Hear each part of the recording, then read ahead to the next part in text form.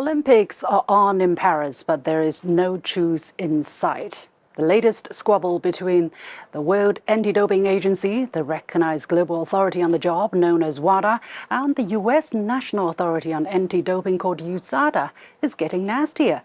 And my observation is the head of USADA, Mr. Tygart, has shamelessly lied to the world. Here's the story.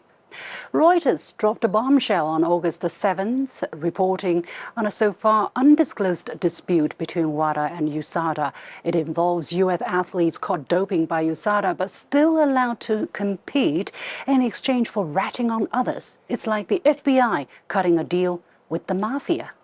In reaction to the story, WADA sent out a statement giving its version and more details.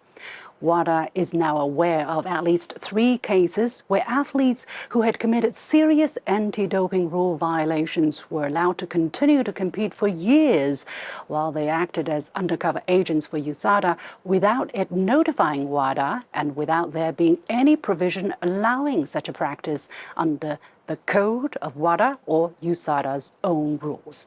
The athletes were caught doping between 2011 to 2014, according to WADA, but the world body was only informed of these violations 10 years later in 2021. In at least one case, USADA has done so without ever publishing or sanctioning the violations.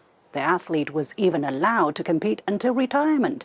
In fact, WADA says the case was never published, results never disqualified, prize money never returned, and no suspension ever served. Never, ever. WADA did not sign off on this practice. Now, what's USADA's version? In a latest statement, its CEO Travis Tygart, who is known to have pursued Lance Armstrong's doping case, did not contest the facts provided by WADA. He insists instead it was a smear and deflection attempt by WADA. Tygart asserts that at least one of the informants' cooperation was necessary for U.S. authorities' investigation into human and drug trafficking. He says WADA was notified of the violations and sanctions. Now, this is crucial. USADA admitting there were violations. Because despite the murky details, one thing becomes crystal clear. Tygart has lied. In this news article published by AP on June the 20th this year, when commenting on the exoneration of a U.S. athlete for the Paris Games after testing positive earlier this year, Tygart was quoted as saying, "We did what the rules require us to do in all positive cases.